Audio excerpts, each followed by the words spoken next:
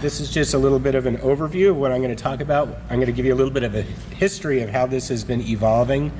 I then want to tell you in general about risk factors for a brain hemorrhage, but also the specific risk factors that your children may have that might put them at greater risk.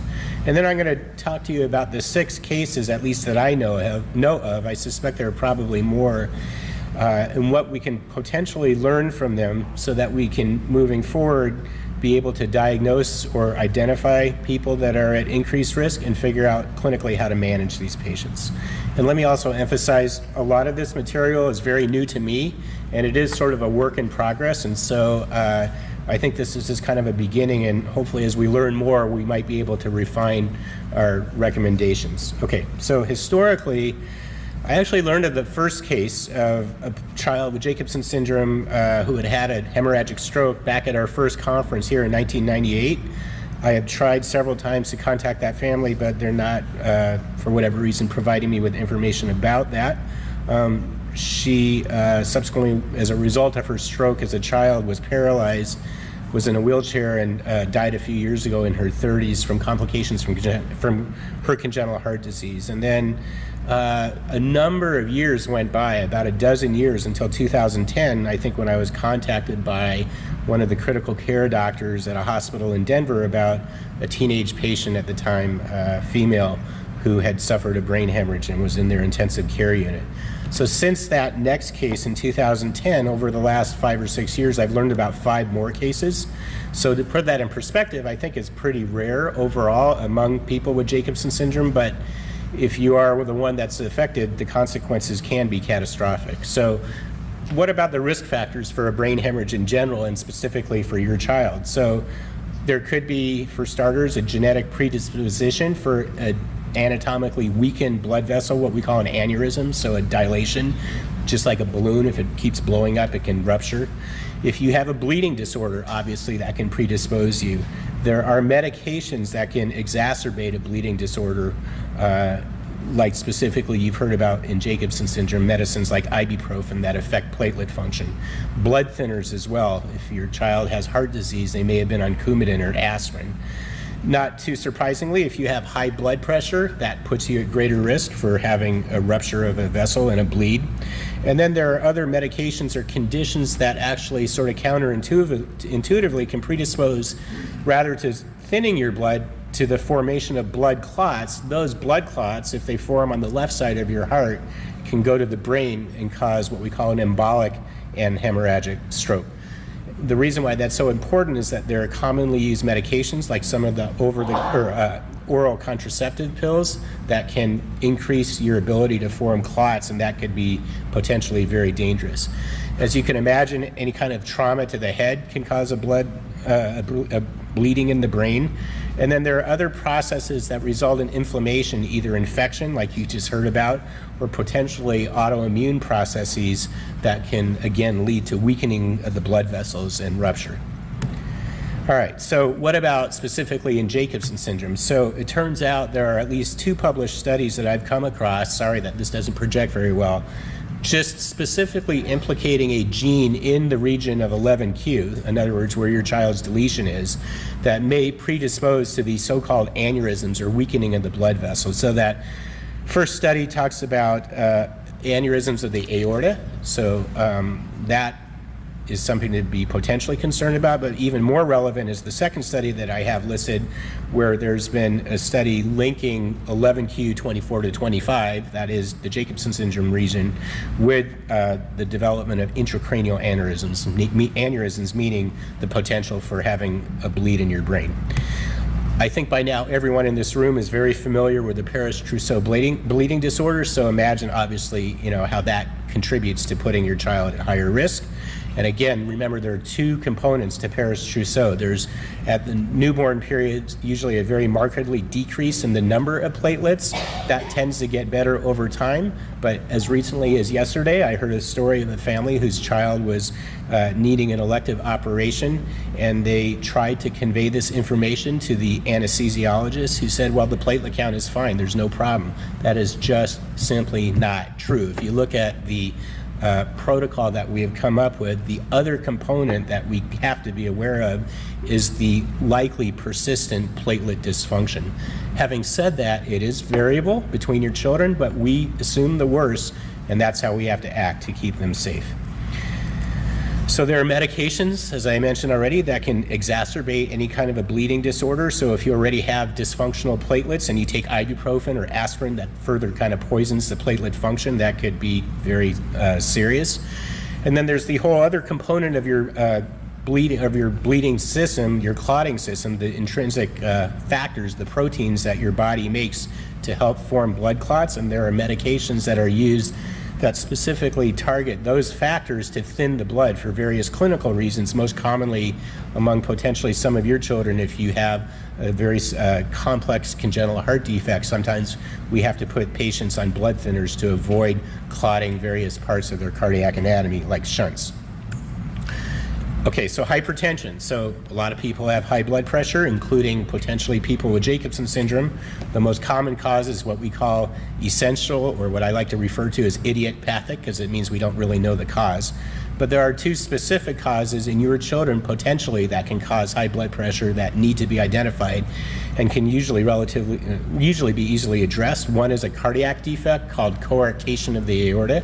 That is a narrowing in the aorta. Think of it as like a kink in a garden hose, so that pressure is very high above that narrowing, meaning you could have very high pressures in your brain vessels that could lead to a rupture.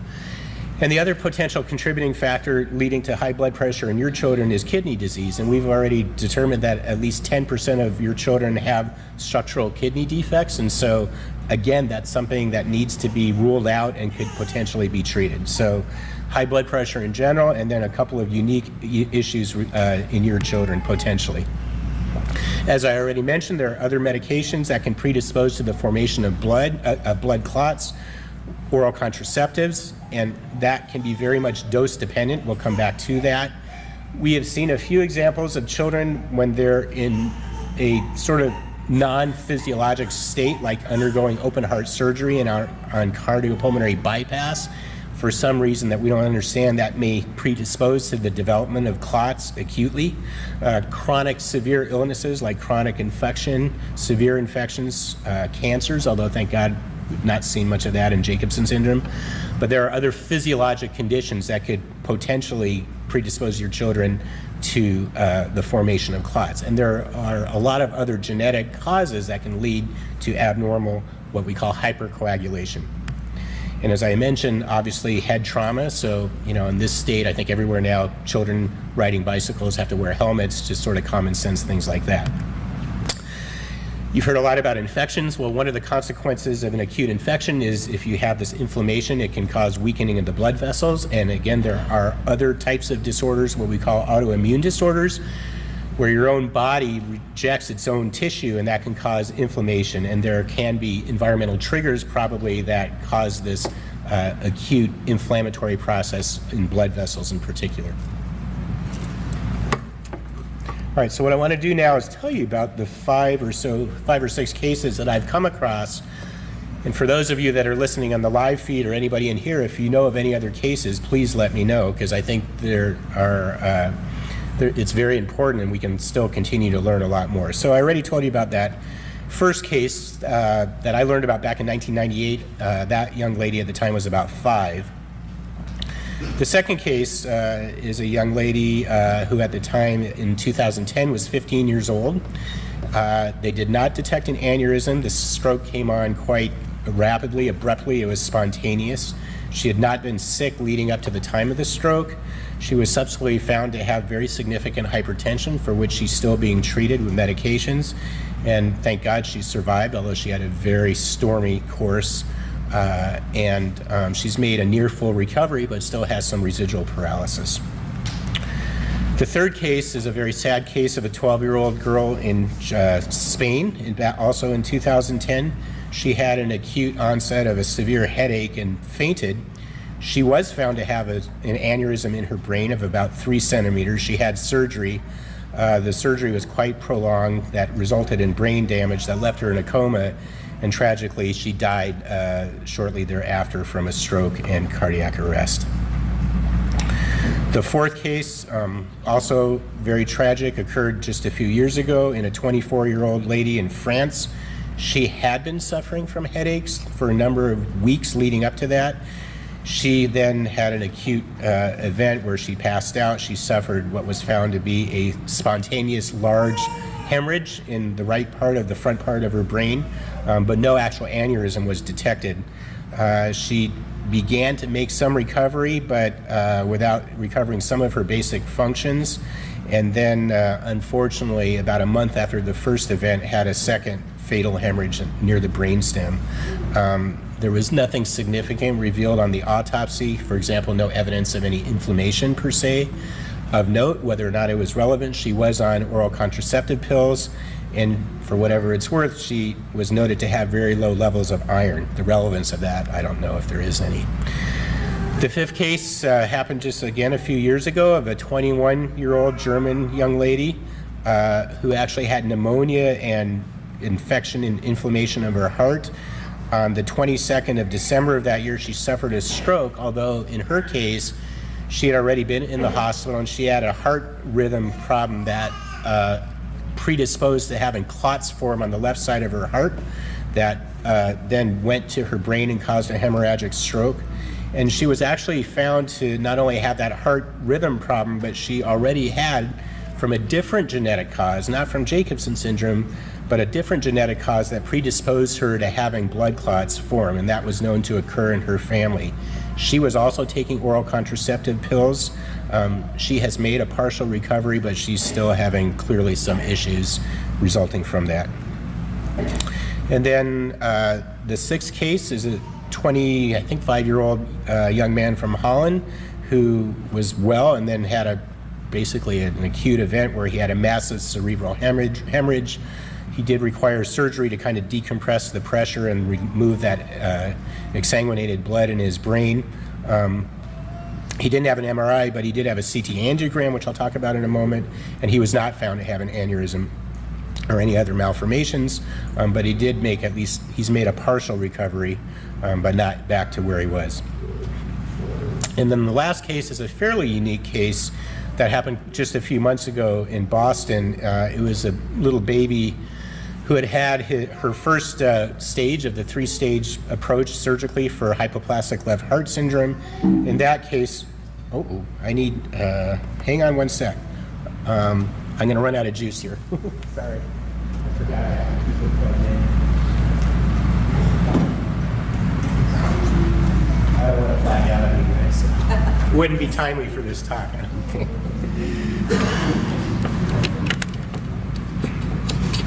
Let's see.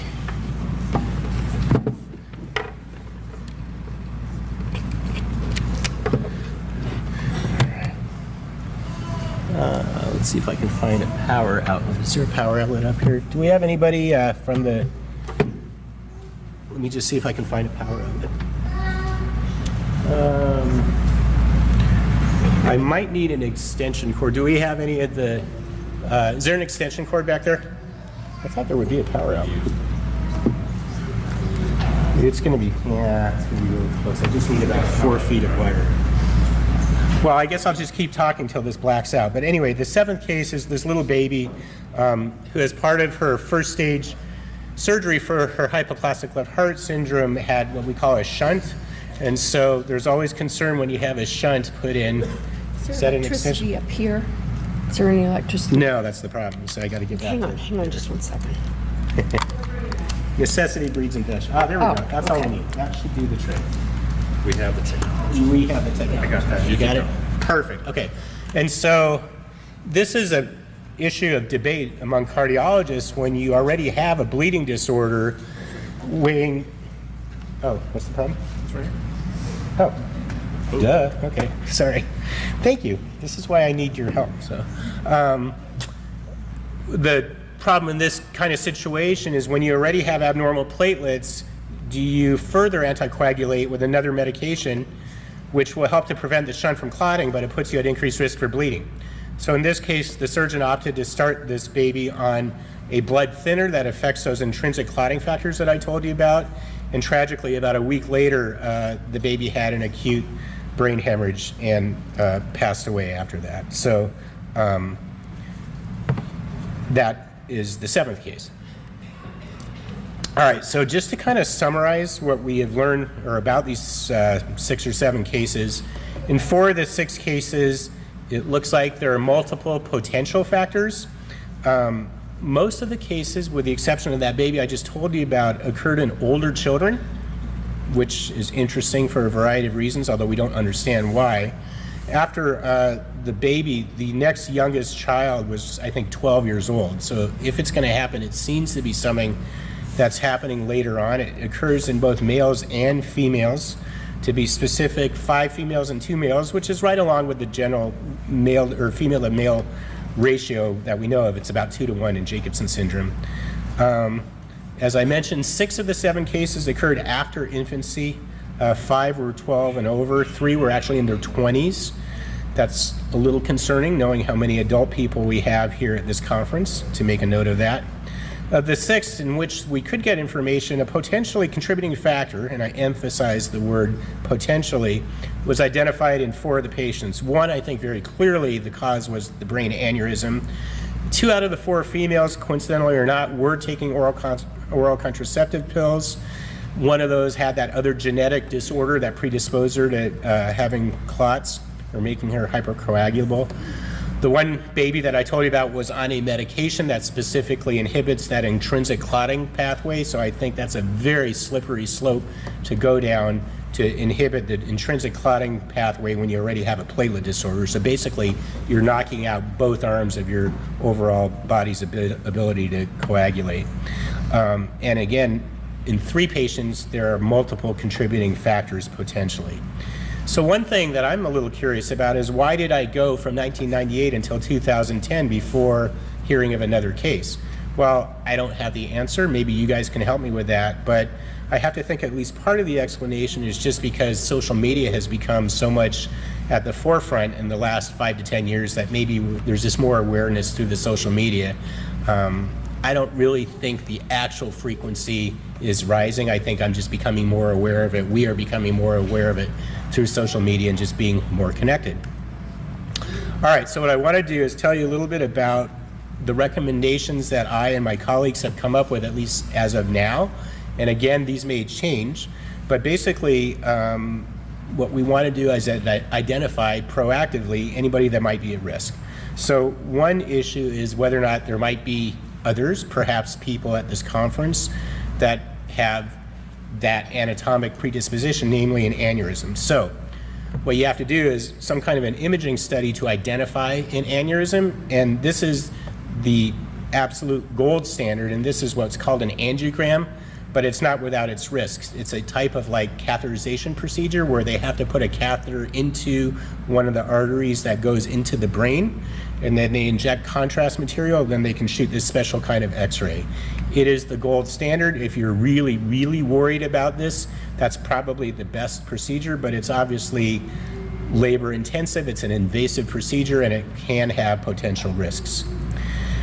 The next procedure that can also yield this kind of information is called a CT angiogram, where instead of doing an injection specifically into a vessel in the brain, you can just inject contrast into a vein. And then they use CT technology to create this kind of imaging. It's actually very good technically. The downside, though, is that it's a fairly hefty amount of radiation, and so this is not the kind of thing that you'd want to do routinely. And so the third option is actually the option that my neuroradiology colleague at my hospital here recommends, and that is a special type of MRI, which is just going into a scanner and having these magnets, but it's completely safe as long as you don't have metal in your body. And again, I think you can appreciate here how that same aneurysm can be detected using MRI technology. And it doesn't even have to be done with contrast. So basically you just sit there for a few minutes.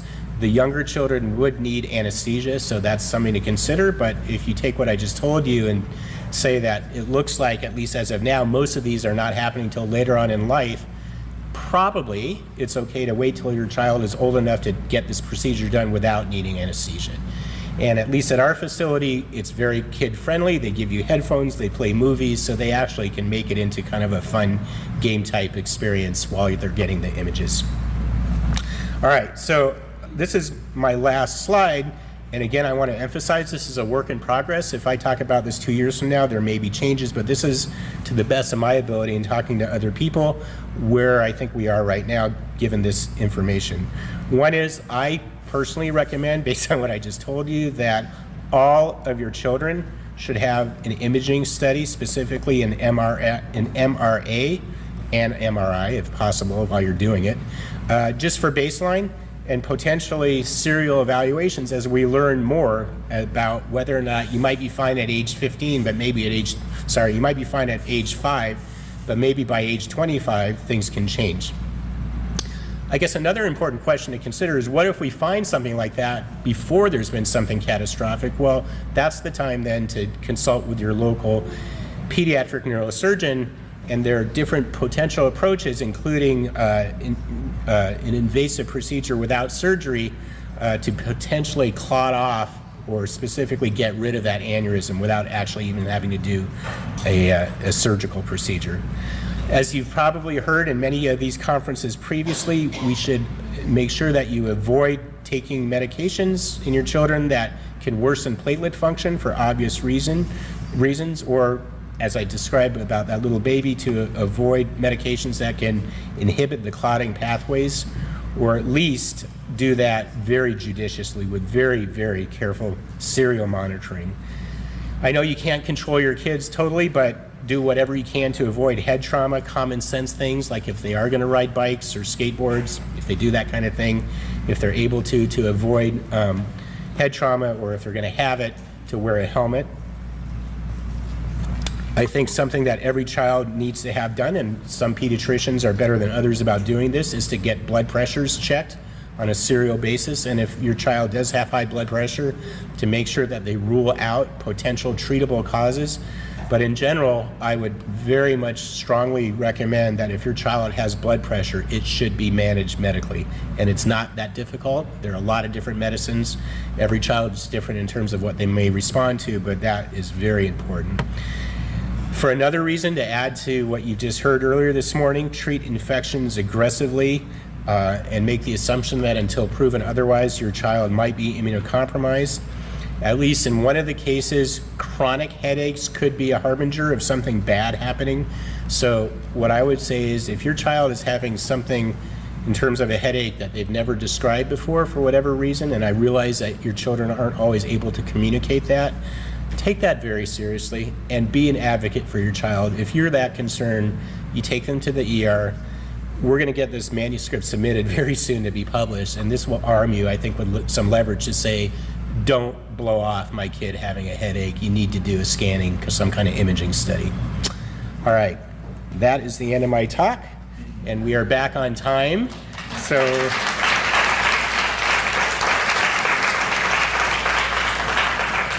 I can take a couple questions now, but again, I'd like to reiterate that if we can quit early, fortunately, and then let's try to be back here promptly by 1 o'clock so we can have the panel discussion. But I'll take a couple questions now. Sorry, 2 questions. So my son, he had an MRI when he was 3 weeks old, and he did have 2 small strokes. It's in a location that the neurologist didn't think that should cause any, effect on him, but does that put him more at risk? You think that's related to this? And also, how often do you think that they should get the repeated MRIs and MRAs?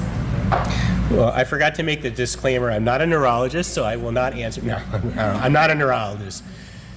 I think if there's evidence that your son has already had some evidence of strokes, and that was by age 3 weeks, is that right? Yeah, I think it might have been, I guess, put him in utero after he was born, but that, his heart wasn't in a good place after he was born, and oxygen and everything, so I don't know if it was just like the trauma from when he was born and some medical issues going on. Right, so it could have been intrauterine, it could have been relating to cardiac issues or otherwise, but I would personally take that very seriously because she wants to do another MRI. I knew when it was 2, so we're going to do the MRI. I would as well. absolutely, that would make me worried.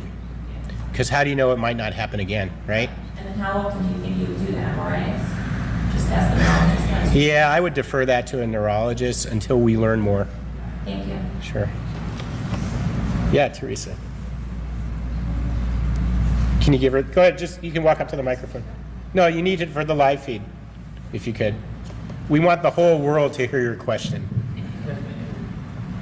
I think I remember maybe the 2008 conference. We were talking about we are having gastrointestinal severe hemorrhage. I think other kind of hemorrhages should be taken into account because in the head maybe children is easier for children to die, but hemorrhage in other regions may be an alarm to take care of. I don't know if there is experience of this in children. Well, I think one point that's very much well taken is if your child has had some kind of a hemorrhage in some other part of the body, the question is, could that put them at greater risk for having a brain hemorrhage? I don't think we know the answer to that, but I would take that again very seriously. Vaguely. You were going to help me to find out who that patient was, because I don't remember actually. Anybody know? Was anybody here in 2008? If anyone knows about that, of course, we'd want to learn more. All right. Why don't we wrap things up, go have a good lunch, and come back at 1 o'clock promptly, okay? Thanks, everybody.